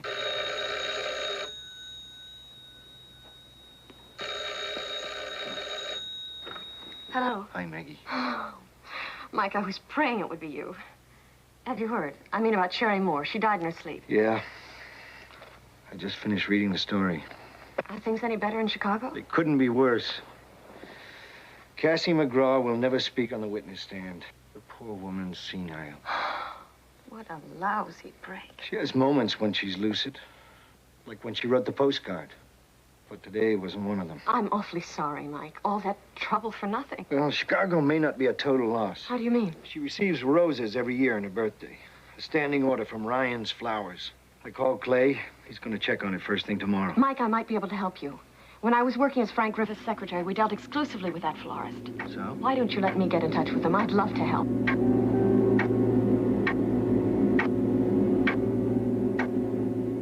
Touch. Miss Cumberland, I'll bet you're wondering why I'm here. Yes, as a matter of fact, I am. Well, the Griffiths have a lot to do with it. I'm terribly concerned about Jerry Griffith. You know the boy who's involved in the obscenity trial? Yes. I watched it on the news last night. It might sound strange to you, but one of my good friends, and I trust him implicitly, is Michael Barrett, the defense attorney in the case. He's a very attractive young man indeed. He genuinely believes that Jadway's The 7 Minutes is not obscene. Anyway, he's been racing all over the country trying to find witnesses who knew Jadway or who had some insight into his motives. He just visited with Cassie McGraw in Chicago. Oh, really? You're familiar with Ryan's Flowers? Well, yes. Mike asked me to check their records. Did he? I was surprised to learn that for the past 10 years, you have been paying for Cassie McGraw's birthday flowers. How enterprising of you. How well did you know Cassie McGraw? Cassie McGraw was my private secretary when I lived and worked in Paris, 35 years ago. At that time, she was my only friend. Very few people know about Cassie, or about any of my life at the time, for that matter. Much of it was not terribly pleasant. Through the years, I've managed to keep it concealed. But why? You know of my long-standing friendship with the Griffiths. especially Frank's late wife. It was always difficult to hide my contempt of his behavior toward his son, Jerry. Now, it's my turn to stand up and be counted.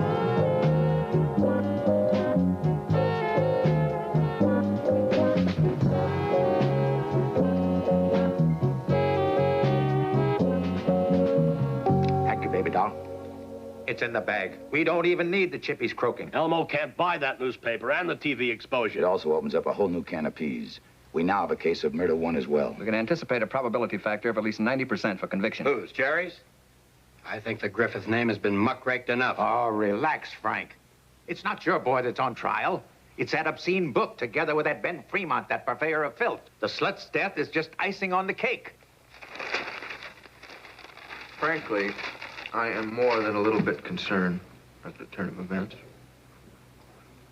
It's a brand new ballgame with Sherry Moore's death. Well, if it's any consolation, there's the closing argument Mike dictated about 4 this morning. Let's pick up on it. Might give us a shot in the arm. Supreme Court Justice Douglas once said, "The idea of using censors to bar thoughts of sex is dangerous. A person without sex thoughts is abnormal. Sex thoughts may induce sex practices that make for better marital relations. Sex thoughts that make love more attractive certainly should not be outlawed. If the illicit is included, that should make no constitutional difference." Your Honor, I call Constance Cumberland to the stand.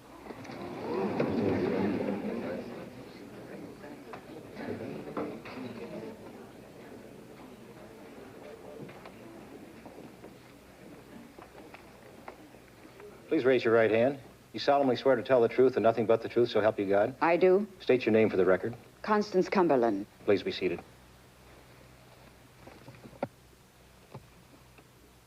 Miss Cumberland, what is your present occupation? I'm an actress. I have been an actress for some 35 years. In motion pictures and most recently on television. How do you occupy yourself away from camera? Well, if you mean what organizations do I belong to, I'm a working member of the League for Women Voters, the Rhys Davis Center for Emotionally Disturbed Children, and occasionally I've given my public support to the Strength Through Decency League. Because, like anyone else with concern about today's society, I'm against pornography. Mainly because of the way it appeals to the young people who aren't mature enough to understand its implications. Did you ever write and publish any books? I did. Were they works of fiction? Some skeptics probably suggested as much. But I consider my autobiography to be a work of complete truth. What I mean is, everything that I published was honest. That doesn't mean I published everything. Are you acquainted with the classical and modern fiction? As a reader, yes, I am. Classical and modern, and also as an actress. I wouldn't want to bore the court with my credits, but... Have you ever read a novel entitled The 7 Minutes by J.J. Jadway? I have, sir. Have you read it more than once? I've read it many, many times. How recently have you read the book in its entirety? As recently as last night. Are you familiar with the section 311.2 of the California Penal Code? I am. Do you know that the 7 minutes is being charged as obscene matter under that section of the code? I do know that. Do you consider the 7 minutes to be an obscene book? Just a moment, Miss Cumberland. Your Honor, I object to defense counsel's question. No foundation has been laid to establish Miss Cumberland's qualifications to render such an opinion. And with all due respect to the acting abilities and other impressive credentials possessed by Miss Cumberland, I cannot imagine what bearing her opinion on the merits of this book could possibly have upon the proceedings. Your Honor, I'd like to approach the bench. Both attorneys shall approach the bench.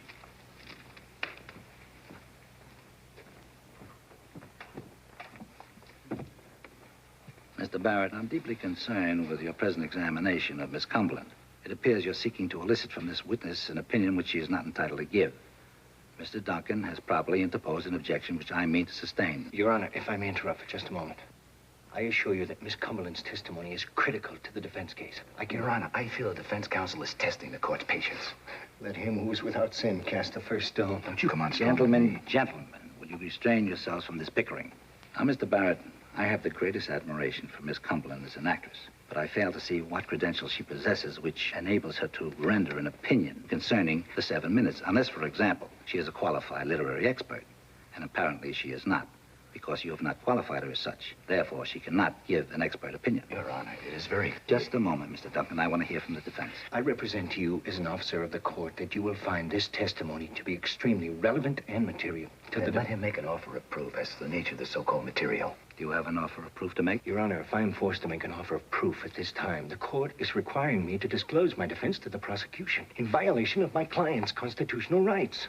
This I respectfully refuse to do. But if the court will just bear with me, permit me a few more questions, I think you will readily see the relevance.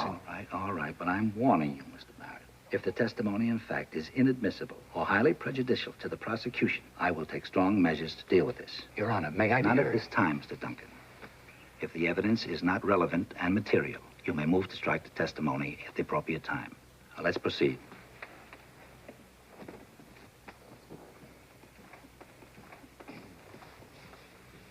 Miss Cumberland, do you consider the 7 Minutes to be an obscene book? No, I do not. I consider it to be a highly moral book. Do you believe the author of this work was pandering to prurient interest, to a shameful or morbid interest in nudity and sex in writing this book, as the state charges? To which I object on the grounds that this witness is not qualified to answer the question. Mr. Duncan, I believe your objection to be well taken, but the court believes that the defense is entitled to some leeway in this area. Objection overruled. Mr. Barrett, will you please reframe the question? Miss Cumberland, do you believe the author was, in fact, pandering to a shameful and morbid interest in nudity and sex? I know for a fact that that author was not pandering to prurient interest. Your Honor, I move to strike from the record Miss Cumberland's conclusion and conjecture that the author was not, in fact, pandering to prurient interests. Obviously, this witness could have no personal knowledge of the author's true intentions. Mr. Barrett, I indicated that I would give you leeway, but however, if you don't immediately get to your point, the court will sustain its own objection to your questions. Very well, Your Honor. I will proceed directly to the point. Miss Cumberland, you stated that the book, The 7 Minutes, was not, in fact, written to appeal to prurient interest. May I inquire, how do you know? Because I'm intimately acquainted with the circumstances surrounding the creation and the publication of The 7 Minutes.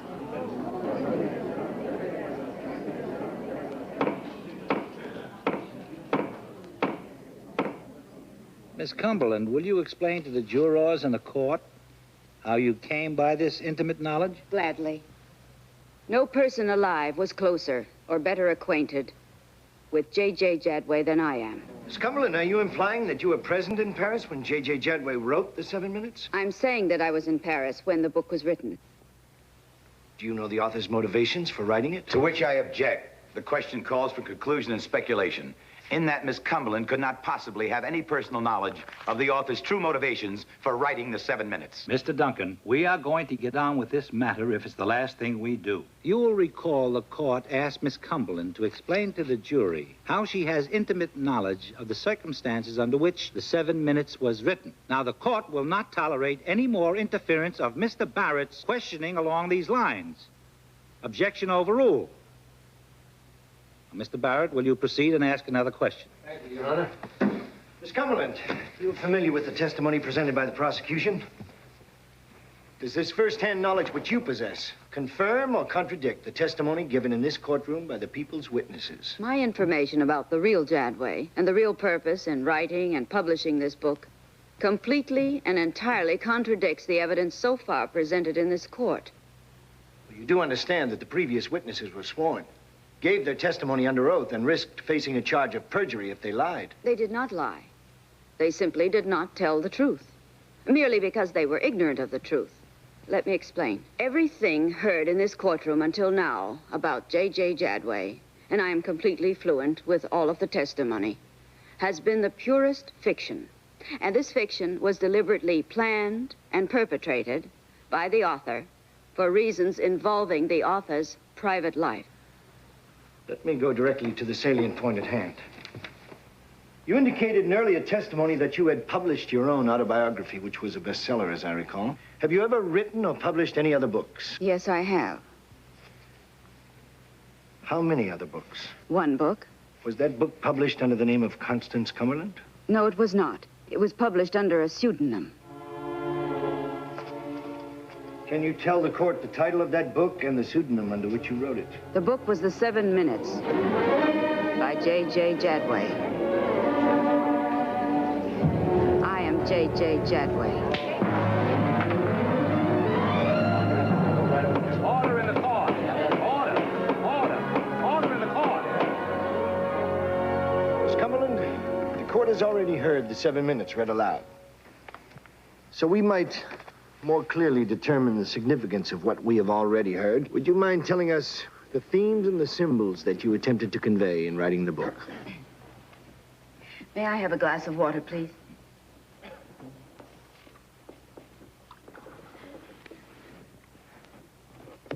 Thank you.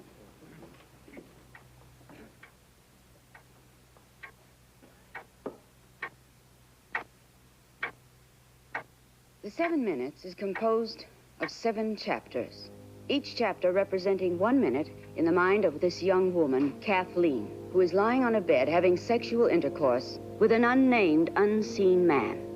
It begins with a description of her thoughts and feelings for her male bed partner. Kathleen's mind reacts to the coupling on 2 levels. On the first, she records her immediate physical sensations, and on the second, inspired by her gradually mounting passion, she recollects fragments of sensual experiences from her youthful past with 3 actual men in her life who had been her lovers. The thrust of the novel is drawn out of the fact that Kathleen decides to accept one of these men as her lifetime mate. The one she had taken to her bed this night, the very one who shares her 7 minutes.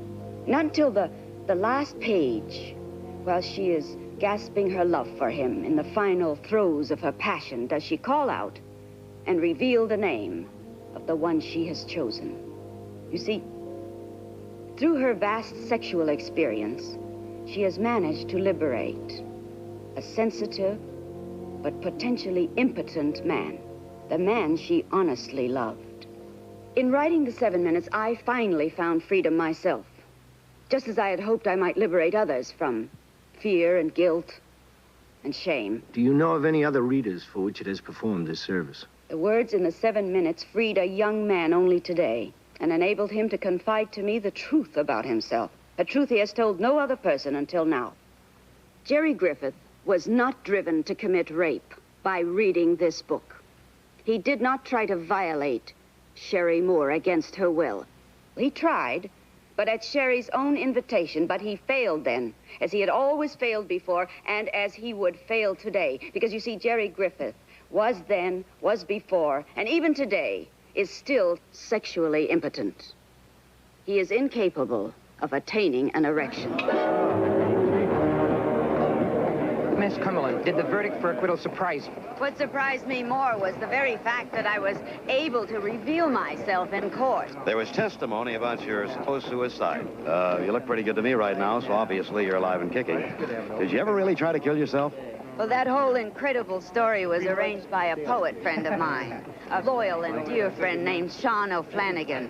It was simple enough for him to write and plant the obituary of J.J. Jadway. Cassie McGraw arranged a private memorial service for the fictitious Jadway. I found it wiser to be somewhere else. Miss Cumberland, what made you decide to renounce the Jadway identity? Well, I had an offer from a Hollywood producer, someone I had met in Paris, to appear in The Gold Diggers of 1938. Anyway, I went to Hollywood, made Gold Diggers, and you know the rest.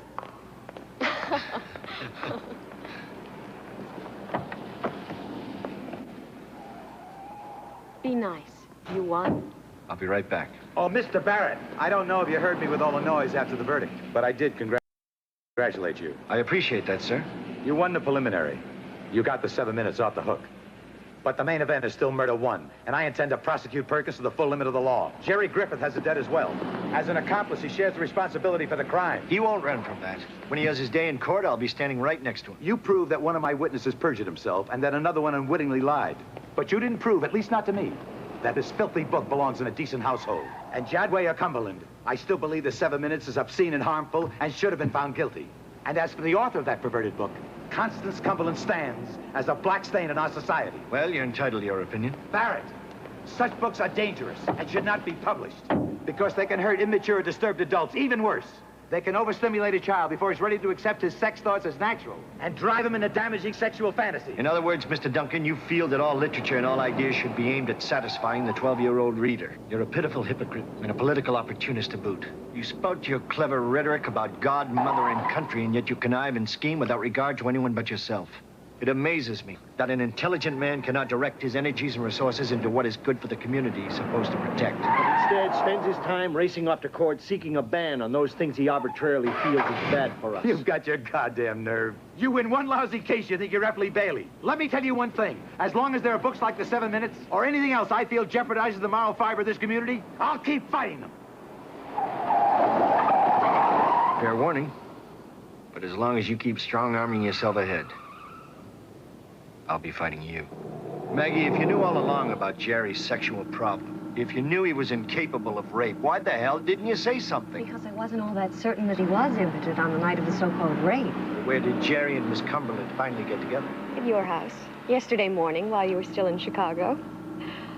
I took the chance of pretending to him that I knew the truth about his night with Sherry Moore. At that point, Jerry broke down and confessed everything. Miss Cumberland was really touched. She said if she could give Jerry the courage to stand up and confess the truth, then perhaps she herself would find the courage to do the same in court. Maggie, you're beautiful. Just beautiful. Listen, if you're really so grateful, how about a little victory celebration? You know I don't drink anything stronger than Coke. And I also know you've given up cigarettes and cyclamates because you're only 30 and want to live to be 100. I was thinking of something a lot healthier. To Michael Barrett, I salute you on your deserved victory, and I recommend that you enjoy this vintage wine in the spirit that it is given. Beware of Greeks bearing gifts. I also recommend to you the wisdom of Charles Lamb. To wit, he is no lawyer who cannot take two sides. When you have time, I would like to interest you in my side of the coin. You could find it extremely profitable. Who knows? You could be senatorial material. Best Luther Yerke.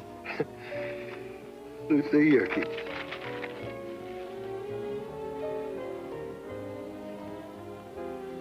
Young lady, I feel it's only fair to tell you what I'm thinking about doing is against the law. And what are you thinking about doing? I can't tell you that. It's against the law, too. Suddenly, I got this overpowering urge to break the damn law myself. Well, we could both get into a lot of trouble. I know a very good lawyer. Aside from notoriety, what else do you want out of my life?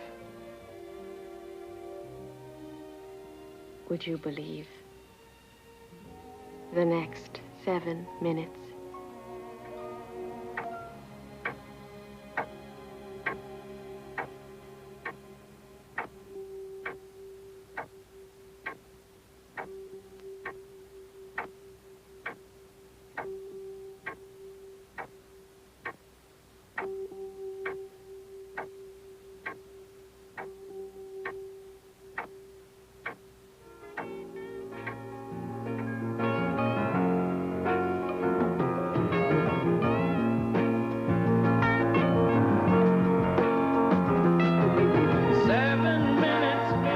Sam Beckett's next quantum leap is to 1974. He becomes a glass-jawed boxer whose contract is owned by 2 nuns hoping to finance a chapel.